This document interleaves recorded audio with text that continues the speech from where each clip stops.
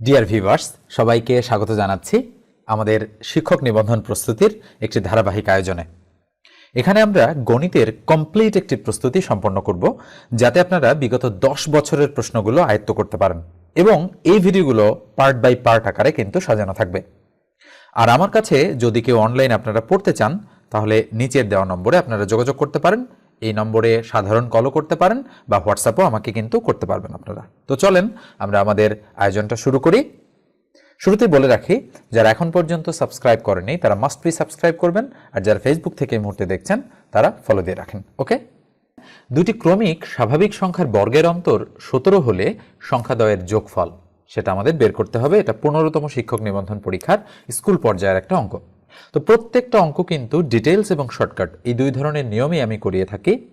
তো এই অঙ্কটা একটু দেখেন, আমি শুরুতে এই অঙ্কটা ডিটেইলস করাচ্ছি আপনাদের। হ্যাঁ, ডিটেইলস করাচ্ছি এবং এরপরে আমি সুপার শর্টকাট মেথডে এই অঙ্কটা আপনাদের করে দেওয়ার চেষ্টা করব। তো এখানে কি বলেছে যে দুইটি ক্রমিক স্বাভাবিক সংখ্যা, তার মানে ক্রমিক সংখ্যা কিভাবে তৈরি হয় বলেন তো দেখি। ক্রমিক সংখ্যা তৈরি হয় এভাবে 1, তারপরে 2, তারপরে 3, তারপরে 4, এভাবে কিন্তু ডট ডট আপ টু মানে আনলিমিটেড পর্যন্ত যাইতে পারে। এভাবে ক্রমিক সংখ্যা বা স্বাভাবিক সংখ্যাগুলো তৈরি হয়। এবার আমাদের যেহেতু বলেছে যে দুইটি ক্রমিক সংখ্যার বর্গের অন্তর, তার মানে ক্রমিক সংখ্যা দুটো কিন্তু আমাদের ধরতে হবে শুরুতে। তাহলে আমরা ধরলাম যে ধরি প্রথম সংখ্যাটা x, তারপরের সংখ্যাটা কি হবে বলেন তো দেখি, x + 1। নিশ্চিতভাবেই বোঝা যাচ্ছে, কেননা প্রথমটা যদি 1 হয় তাহলে x এর মান 1, তাহলে পরেরটা 1 + 1 তার মানে 2। ঠিক আছে, তো আমরা এটা লিখব শুরুতে যে ধরি আমাদের প্রথম সংখ্যাটি হচ্ছে x এবং দ্বিতীয় সংখ্যাটি হচ্ছে কিন্তু x + 1। ওকে, এবার আমরা প্রশ্ন মতে লিখব। প্রশ্ন মতে কি হয় বলেন তো দেখি, যে দুইটি ক্রমিক স্বাভাবিক সংখ্যা যে দুটো আমরা এখানে ধরেছি এদের বর্গের অন্তর 17। আচ্ছা, বর্গের অন্তর মানে কি? মানে হচ্ছে এই সংখ্যাটাকে বর্গ করতে হবে এবং এই সংখ্যাটাকে বর্গ করতে হবে, বর্গ করে এদের বিয়োগফল হবে কত? 17। তাহলে প্রশ্ন মতে আমরা বলতে পারি কি, x + 1 তার উপর হোল স্কোয়ার, আবার x তার উপর স্কোয়ার, এটা মাইনাস করলাম। এখন এখানে প্রশ্ন হতে পারে যে কেন আমি এই x কে প্রথমে লিখলাম না, কেন আমি এই x কে পরে লিখলাম? এর কারণ হচ্ছে যখন আমরা বিয়োগ করব তখন কিন্তু আমরা বড়টা থেকে ছোটটা বাদ দিব। তার মানে এখানে বড়টা হচ্ছে x + 1 আর ছোটটা কিন্তু x। এই জায়গাটা একটু খেয়াল রাখতে হবে আমাদের। তাহলে বর্গের অন্তর কত? বর্গের অন্তর কিন্তু 17। এইটা হচ্ছে অ্যাকর্ডিং টু দ্য কোশ্চেন। এইটা বিল্ড আপ করতে পারলেই ডিটেলস অঙ্কগুলো কিন্তু আপনারা অনেকখানি অগ্রসর হয়ে যাবেন। তাহলে বলেন তো a + b হোল স্কোয়ারের সূত্র হচ্ছে, তার মানে আমরা বলতে পারি a² + 2ab প্লাস হচ্ছে b²। আমি কিন্তু একেবারে ভেঙে ভেঙে করাচ্ছি, ঠিক আছে। -x² রয়েছে, x² ইকুয়াল টু কি? 17। তাহলে এই x² প্লাস আর মাইনাস কাটা যাচ্ছে, তাহলে বাকি থাকছে 2x আর 1 গুণ করলে কত হয়? 2x যোগ 1 এর উপর স্কোয়ার মানে 1 ইকুয়াল কত? 17। তাহলে এখন বা 2x ইকুয়াল টু আমরা কি বলতে পারি, এই যে 17, এই 1 এইদিকে আসলে মাইনাস হয়ে যাচ্ছে, তাহলে 16।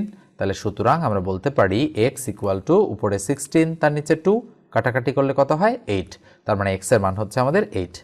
এখন বলেন যে যেহেতু বলেছে যে প্রথমটা x এবং দ্বিতীয়টা x + 1, তাহলে সেক্ষেত্রে মানে আমরা ধরে নিয়েছি যেহেতু, তাহলে x এর মান আমরা কত পেলাম? আমরা 8 পেলাম। তাহলে x + 1 বলেন তো দেখি, মানে প্রথম সংখ্যাটা আমরা 8 পেয়ে গিয়েছি, তাহলে দ্বিতীয় সংখ্যাটা কি হবে? x + 1 তার মানে বলেন তো 8 আর 1 কত হয়? 8 যোগ 1 ইকুয়াল টু কিন্তু 9। তাহলে কি চেয়েছে? সংখ্যাদ্বয়ের যোগফল। তাহলে সুতরাং আমরা বলতে পারি যে সংখ্যাদ্বয়ের যোগফল কত হবে? 8 + 9, তার মানে 8 আর 9 কত হয়? 17। তার মানে এই অঙ্কটার অ্যান্সার হচ্ছে 17। ঠিক আছে, এই হচ্ছে আমাদের কিন্তু ডিটেইলস অঙ্কটা 17। এখন ঘটনা হচ্ছে আমরা যখন এমসিকিউ পরীক্ষায় এই ধরনের অঙ্ক করব তখন কিন্তু এই ডিটেইলস নিয়মটা করতে গেলে আমাদের 1.5 থেকে 2 মিনিট মিনিমাম লেগে যাবে। তাহলে আমরা কিভাবে করতে পারি এই অঙ্কটা? তো একটু খেয়াল করেন আমরা ডিটেইলসে কিভাবে করব। যদি দুটি ক্রমিক স্বাভাবিক সংখ্যা বলা হয় এবং এদের বর্গের অন্তর 17 বলা হয়, বা যে কোনোটা বলা হইতে পারে, মানে এই ধাঁচের যে অঙ্কগুলো 17-র জায়গায় অন্য যে কোনো সংখ্যা হতে পারে, সেখানে আমরা সংখ্যা দুইটা কিভাবে বের করব? শর্টকাট নিয়ম হচ্ছে যে বর্গের অন্তর যেটা বলবে সেটার সাথে যদি আমরা 1 যোগ করে 2 দিয়ে ভাগ করি তাহলে আমাদের বড় সংখ্যাটা বের হয়ে যাবে। ওকে, আমরা লিখছি বড়টি, তাহলে 17 আর 1 18, 18কে 2 দিয়ে ভাগ করলে 9। আর ছোট সংখ্যাটি আমরা কিভাবে বের করব? ছোটটি বের করার নিয়ম হচ্ছে বর্গের অন্তর থেকে 1 বিয়োগ করে সেটাকে 2 দিয়ে ভাগ। তাহলে 17 থেকে 1 বাদ দিলে 16, 16কে 2 দিয়ে ভাগ করলে কত হবে? 8 বা 8। তার মানে একটা হচ্ছে 9 আর একটা কত? 8। তার মানে 9 এবং 8 এই দুটো যোগ করলে এখন কত হয় বলেন তো দেখি? 17। ওকে, যদি বলতো সংখ্যা দুটি কি কি, তাহলে কিন্তু উত্তর হতো একটা 9 একটা 8। ওকে, অথবা 8 এবং 9। যেহেতু বলেছে সংখ্যা দ্বয়ের যোগফল, তাই আমাদের সঠিক উত্তর 17। তো এইভাবে যদি করতে পারেন আপনারা, তাহলে কিন্তু 25 থেকে 30 সেকেন্ড সর্বোচ্চ লাগবে। আর কেউ কেউ 5 থেকে 10 সেকেন্ডের মধ্যেই কিন্তু করে ফেলতে পারবেন, যারা অঙ্ক মোটামুটি ভালো বোঝেন। ঠিক আছে, এবার আমরা পরের অঙ্কটাতে চলে যাচ্ছি। 2 নম্বর অঙ্কটা দেখেন কি বলা হচ্ছে, 4x² - 20x এর সাথে কত যোগ করলে যোগফল পূর্ণবর্গ হবে? এটা 17তম নিবন্ধন পরীক্ষার একটা অঙ্ক, স্কুল পর্যায়ের। তাহলে অঙ্কটা আমরা তুলতেছি। অঙ্কটা হচ্ছে 4x² - 20x, এটা হচ্ছে অঙ্ক আমাদের। তাহলে আমাদের বলেছে এর সাথে কত যোগ করলে যোগফল পূর্ণবর্গ হবে। তো পূর্ণবর্গ হওয়ার অর্থ কি? যেমন 25 একটা পূর্ণবর্গ সংখ্যা, কেননা 5-এর উপর স্কোয়ার হয়। আমরা বলি যেমন 16 একটা পূর্ণবর্গ সংখ্যা, 4-এর উপর স্কোয়ার মানে 16। তাহলে a + b হোল স্কোয়ার এটাও কিন্তু একটা পূর্ণবর্গ রাশি। আবার a - b হোল স্কোয়ার এটাও কিন্তু একটা পূর্ণবর্গ রাশি। ওকে, তো এই আকারে আমরা বীজগাণিতিক রাশিগুলোকে পূর্ণবর্গ করি, আর সাধারণ সংখ্যাগুলোকে আমরা এই আকারে পূর্ণবর্গ হিসেবে বিবেচনা করি। তাহলে পূর্ণবর্গ বিবেচনা করতে গেলে আমাদের a + b হোল স্কোয়ার বা a - b হোল স্কোয়ার এখানে ফেলতে হবে, যেহেতু এটা রাশি।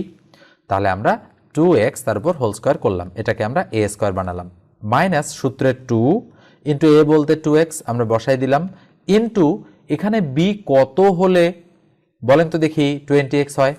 b এর মান কিন্তু এখানে 2 × 4, আর যদি আমরা 5 বসাই তাহলে 4 × 5 = 20। তার মানে এইটা কিন্তু মিলে যাচ্ছে। তার মানে আমরা বলতে পারি যে আমরা যদি b এর মান হিসাবে 5কে বসাই, তাহলে 5 × 10, 10 × 20x হয়ে যায়। আর যেহেতু b আমরা 5 হিসেবে নিয়েছি, তার মানে আমরা কি করব? +5 এর উপর আমরা কি দিয়ে দেব? স্কোয়ার দিয়ে দেব। বোঝা গিয়েছে বিষয়টা? এই যে 5 এখানে আমরা বসালাম, এটাই কিন্তু অঙ্কটা ট্রিক্স। তাহলে বলেন তো দেখি, এখন a² - 2ab + b², তার মানে a - b হোল স্কোয়ারের সূত্র হয়ে গিয়েছে। তার মানে এটা আমরা যদি বলি যে এটা হচ্ছে 2x - 5 তার উপর হোল স্কোয়ার, তার মানে পূর্ণবর্গ কিন্তু হয়ে গিয়েছে। কিন্তু প্রশ্নে চেয়েছে যে কত যোগ করলে। আচ্ছা বলেন তো দেখি, তাহলে এই অংশটা আর এই অংশটা তো মিল রয়েছে, তাহলে অতিরিক্ত কত? আমাদের কিন্তু এখানে অতিরিক্ত হচ্ছে এই যে অংশটা, এটা। তাহলে এটা কি? এটা হচ্ছে 25, মানে 5 × 5 = 25। তাহলে কত যোগ করলে পূর্ণবর্গ হবে? 25 যোগ করলে পূর্ণবর্গ হবে। ঠিক আছে, এটা হচ্ছে আমাদের দ্বিতীয় অঙ্কটা। এবার আমরা পরের অঙ্কটাতে চলে যাচ্ছি।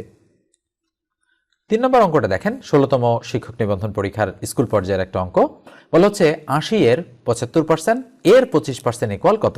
এরকম শতকরার অঙ্ক কিন্তু বিভিন্ন চাকরির পরীক্ষায় এসে থাকে এবং শিক্ষক নিবন্ধনেও প্রায় সময় আসতে দেখা যায় অঙ্কগুলো, এবং এই ধরনের অঙ্ক কিন্তু রিপিট হয়। তাহলে 80 এর 75%, তাহলে আমরা বের করব 80 এর 75%। তাহলে 75% মানে কত? তাহলে 75 আমরা পার্সেন্ট দিয়ে দিলাম, শুরুতে আমরা এটা বের করব। তাহলে 80 এর 75% মানে 70 / কত? 100। আমরা তো জানি পার্সেন্ট মানে নিচে 100। তাহলে আমরা কি করতে পারি? আমরা করতে পারি কিন্তু 5 × 20 = 100, তাহলে 20। ওই 20 দিয়ে এটাকে আমরা কাটতে পারি, 4 × 20 = 80। আর এই 5 দিয়ে আমরা যদি 75কে কাটি, 5 × 15 = 75। তাহলে 4 × 15 কত হলো? 60। তাহলে এই 60-এর যেহেতু বলেছে 80 এর 75%, তার 80 এর 75% কত? 60। এবার এই 60 এর 25%, তার মানে আমরা বলবো এর আবার 25%, তাহলে 25% মানে কত? 25 / 100। তাহলে আমরা যদি 5 দিয়ে কাটি, তাহলে 5 × 20 = 120, তাহলে 3 × 20 = 60। আর এই 5 দিয়ে 25কে কাটলে 5 × 5 = 25, তাহলে 3 আর 5 গুণ করলে 3 × 5 কত হয়? 15। তার মানে আমাদের সঠিক উত্তর হচ্ছে 15, মানে খ নম্বরটা রাইট। ঠিক আছে, এবার আমরা 4 নম্বর অঙ্কটাতে চলে যাচ্ছি। 4 নম্বর অঙ্কটাতে দেখেন কি বলা হচ্ছে, এটা 15তম শিক্ষক নিবন্ধন পরীক্ষার একটা অঙ্ক। বলা হচ্ছে 1 গ্লাস গুড়ের শরবতে গুড় ও পানির অনুপাত 4:6। আচ্ছা বলেন তো তাহলে গুড় কতটুকু, গুড় অনুপাত পানি বলেছে, তাহলে গুড় কতটুকু? গুড় হচ্ছে 4:, পানি হচ্ছে 6। আচ্ছা, এই ধরনের অঙ্কের ক্ষেত্রে আমরা কিন্তু অনুপাতের যোগফলটা বের করি। আমরা যদি এখানে কত শতাংশ, যেহেতু নিচে পার্সেন্টেজে অঙ্কগুলো দেওয়া রয়েছে, তার মানে বলেছে যে গুড়ের পরিমাণ কত, তার মানে অঙ্কে বলেছে যে গুড়ের পরিমাণ কত শতাংশ। আচ্ছা বলেন তো দেখি, গুড় কত? 4। তার মানে আমরা মোট অনুপাতের যোগফলটা করব। তাহলে অনুপাতের যোগফল মোট কত? 10। এই 10-এর মধ্যে গুণ আছে কতটুকু? 4।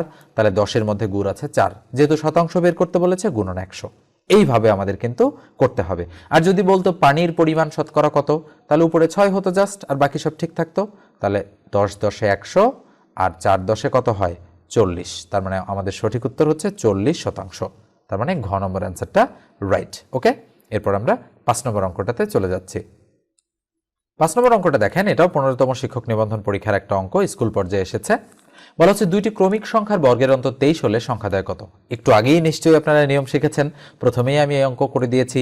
তাহলে সুপার শর্টকাট মেথড এই অঙ্কটা আপনারা করতে পারবেন এখন। বলা হচ্ছে দুইটি ক্রমিক সংখ্যার বর্গের অন্তর 23, সংখ্যাদ্বয় কত? এবার কিন্তু যোগফল চাইনি, শুধু সংখ্যাদ্বয় চেয়েছে।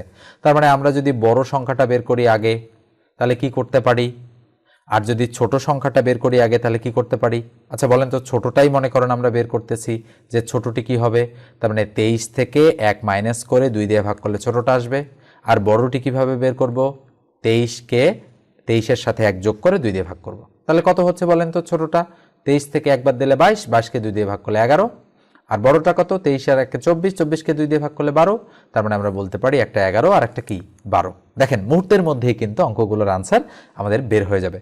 তো এইভাবে যেগুলো রিপিটেড অঙ্ক এবং মোটামুটি সহজ ধাঁচের অঙ্ক, সেগুলো কিন্তু যারা শিক্ষক নিবন্ধন পরীক্ষা আপনারা দিবেন তাদেরকে আগে কমপ্লিট করে নিতে হবে। আগে কিন্তু কঠিন অঙ্কগুলো ধরা যাবে না, আগে সহজগুলো ঠিকঠাক করতে হবে এবং এই অঙ্কগুলোর জন্য ভুল না হয়।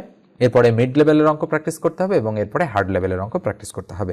আসলে একটা পরীক্ষায় মনে করেন শিক্ষক নিবন্ধনে যেহেতু 25 নম্বরের গণিত থাকে, এই পরীক্ষাটাতে 5-6টা অঙ্ক কিন্তু কঠিন থাকতে পারে, বাকি কিন্তু 19-20টা অঙ্ক সহজই থাকবে। ঠিক আছে? তো এই কারণে সহজ অঙ্কগুলো বা মিড লেভেলের অঙ্কগুলো আগে প্র্যাকটিস করতে হবে, যাতে করে আপনাদের সেই অঙ্কগুলো ভুল না হয়। ওকে, তো প্রত্যেক ভিডিওতে আমি 5-6টা করে অঙ্ক করে দেওয়ার চেষ্টা করব।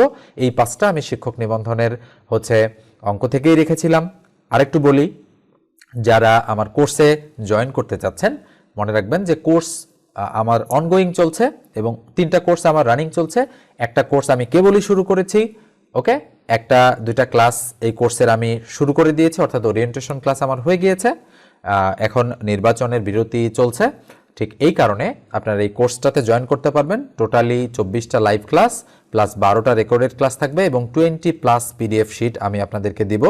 শুধুমাত্র শিক্ষক নিবন্ধন এবং প্রাইমারি বেস্ট যারা প্রিপারেশন নিচ্ছেন এই মুহূর্তে, তারা এই কোর্সে জয়েন করতে পারেন। আর পাশাপাশি যারা আপনারা বিভিন্ন 12তম গ্রেড, 11তম গ্রেড, 16তম গ্রেড, 20তম গ্রেডের যে পরীক্ষাগুলো দিচ্ছেন, তারাও চাইলে এই কোর্সে জয়েন করতে পারেন। ওকে, আর বিশেষ প্রিলিমিনারি যে পরীক্ষাটা রয়েছে, সেই পরীক্ষার গণিত অংশটুকু এবং মানসিক দক্ষতা কিন্তু না, গণিত অংশটুকু আপনারা চাইলে এখানে করে নিতে পারবেন। কোর্স ফি মাত্র 510 টাকা এবং আমি গুরুত্বপূর্ণ 500টা অঙ্ক নির্বাচন করে আপনাদেরকে প্র্যাকটিস করাবো এবং এখান থেকে 10-12টা অঙ্ক আপনাদের হুবহু কমন পাওয়ার চান্স থাকবে। ঠিক আছে? এবং ফাইনালি এই 500টা অঙ্ক আমি আপনাদের সেই টাকারেও দিয়ে দিব।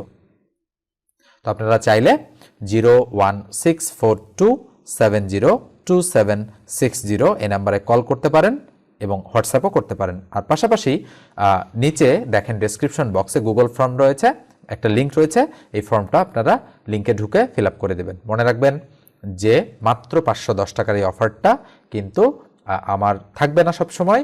এখন আমি দিয়েছি যেহেতু পরীক্ষাগুলো সামনে, অর্থাৎ প্রাইমারির পরীক্ষাও সামনে, দ্বিতীয় ধাপের এবং নিবন্ধন পরীক্ষাও কিন্তু সামনে, এই কারণে আমি অফারটা দিয়েছি। যারা যারা করতে চাচ্ছেন আমার কাছে, তারা করে নিতে পারেন। আর আমার রেগুলার কোর্স ফি কিন্তু 2000 টাকা। ঠিক আছে? আর সবশেষে আমি একটা কথাই বলি যে অঙ্ক কিন্তু প্র্যাকটিস করতে হবে আপনাদের নিজেদেরকেই। আমি কিন্তু জাস্ট আপনাদের ট্রাকে তুলে দেব, এই না যে আমার কাছে কোর্স শুরু করবেন আর আমি সবকিছু আপনাদেরকে খাইয়ে দেবো, এটা কিন্তু কখনোই ভাববেন না। কাজ করতে হবে আপনাদেরকেই, আমি সাপোর্টিং হ্যান্ড হিসেবে কাজ করব এবং আপনাদের যে কোনো অঙ্কের প্রবলেম আমার কাছ থেকে আপনারা সলিউশন করে নিতে পারবেন। ঠিক আছে? তো চাইলে আপনারা কোর্সে জয়েন করতে পারেন। আর আরেকটা অঙ্ক আমি করে দিচ্ছি তাহলে। ওকে, এই অঙ্কটা দেখেন, এই ধরনের অঙ্কও কিন্তু আসতে দেখা যায় এবং সুদ আসলের অঙ্ক, এবং এটা কিন্তু সরল সুদের অঙ্ক। যেহেতু চক্রবৃদ্ধি কথা কোথাও বলা নেই, তাই আমাদের ধরে নিতে হবে যে চক্রবৃদ্ধি কথা যদি কোথাও বলা না থাকে, তাহলে এটা সরল সুদের অঙ্ক।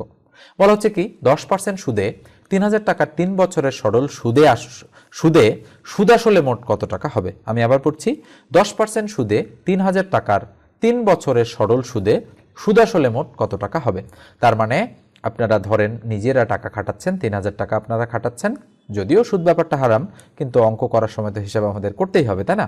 তাহলে 3,000 টাকা আপনাদের মূলধন, ধরেন এটা কি, এটা হলো আসল বা মূলধন, আমি লিখে দিচ্ছি। 3 বছর, এটা কিন্তু সময়, এটা হলো কি সময়, অথবা আমরা বছর বলতে পারি এটাকে, যেহেতু বছর বলা আছে। 10%, এটা কিন্তু সুদের হার বা মুনাফার হার, মনে রাখতে হবে এটার নাম সুদের হার বা মুনাফার হার, এটার নাম কিন্তু আসল বা মূলধন। ওকে, তাহলে কি বলেছে, সরল সুদে সুদ আসলে মোট কত, তার মানে এই 3,000 টাকার সাথে আরও কত টাকা আমি সুদ পাবো। তাহলে এই ধরনের অঙ্ক আমরা করতে পারি কি, আমরা সূত্রের সাহায্যে করতে পারি এবং নর্মালিও আমরা অঙ্কটা করতে পারি। তো রুল কি, রুল যেহেতু আমাদের আসল এখানে রয়েছে, তাই যদি আমরা 3 বছরের সুদটা বের করতে পারি তাহলে আমরা সুদ আসলটাও পেয়ে যাব। তাহলে মনে রাখতে হবে রুল হচ্ছে মুনাফা বা সুদ ইকুয়াল পি, মানে I equal P R N. এখানে আই কি, আই কিন্তু মুনাফা বা সুদ, মুনাফা বা কি সুদ, মনে রাখতে হবে সুদের হার বা মুনাফার হার কিন্তু এটা নয়, এটা কিন্তু শুধু মুনাফা বা সুদ। আর পি মানে হচ্ছে মূলধন বা কি আসল, মনে রাখতে হবে জিনিসগুলো। আর মানে হচ্ছে সুদের হার বা মুনাফার হার, ঠিক আছে, এইটা কিন্তু হার, মুনাফার হার। আর এখানে এন মানে হচ্ছে সময় বা বছর, তাহলে আমরা লিখব সময় বাকি বছর, দিয়ে দিলাম। এখন আমরা যদি অঙ্কটা করতে চাই তাহলে কিভাবে করব, তাহলে আমরা লিখব বা আই ইকুয়াল পি কত 3,000, দেখেন এখান থেকে পেয়ে গেলাম, ইন্টু আর কত, আর হচ্ছে সুদের হার 10%, তাহলে 10% মানে 10/100, গুণন এন মানে বছর, বছর কত 3, এই যে 3 বছর, তাহলে ইকুয়াল 0 2টা আমরা কেটে দিলাম। তাহলে কি হবে বলেন তো দেখি, 10 আর 30 গুণ করলে 300, 300 দিয়ে 9কে গুণ করলে কত হবে, 3 3 9, তার মানে 900, তার মানে 900 টাকা কি পেলাম বলেন তো দেখি, আই কি, সুতরাং আই হচ্ছে 900, আই কি, আই হচ্ছে মুনাফা বা সুদ। তাহলে এবার বলেছে সুদ আসলে কত, তার মানে সুতরাং আমরা বলতে পারি সুদ আসলে কত হবে, মূল টাকা তো 3,000, এর সাথে 900 টাকা সুদ, তাহলে সুদ আসল হবে আমাদের 3,900 টাকা। ঠিক আছে, এইভাবে বুঝে বুঝে কিন্তু অঙ্ক করতে হবে। মনে রাখবেন এই অঙ্ক শর্টকাট কিন্তু এটাই, কারণ কি, কারণ আপনারা যদি অঙ্কটা শিখে যান তাহলে 20 থেকে 30 সেকেন্ডের মধ্যেই কিন্তু আপনারা এই অঙ্কটা করে ফেলতে পারবেন। ওকে, তো এই কারণে অঙ্ক আপনাদের শিখতে হবে, খুব ভালোভাবে মনোযোগ দিয়ে শিখতে হবে, তাহলেই কেবল আপনারা অঙ্কগুলো ধরতে পারবেন এবং পরীক্ষার হলে সুন্দরভাবে এবং অল্প সময়ের মধ্যে করে দিয়ে আসতে পারবেন। মনে রাখবেন অঙ্ক পারা আর অল্প সময়ে অঙ্ক করতে পারার মধ্যে ফারাক রয়েছে। অঙ্ক পারলেই কিন্তু চাকরি হয় না, চাকরি পাওয়ার জন্য অঙ্ক ইফেক্টিভ ওয়েতে করতে হয়। ওকে, মানে শর্টকাট ডিটেলস দুটোই জানতে হয়। তো এই হচ্ছে আমাদের আজকের ভিডিওটা, দেখা হবে পরের লেকচারে। আমি পার্ট বাই পার্ট আকারে এগুলো আপলোড করব, আপনারা ডেসক্রিপশন বক্স খেয়াল করবেন ভিডিওর পরের পার্ট পাওয়ার জন্য। ঠিক আছে, ধন্যবাদ সবাইকে।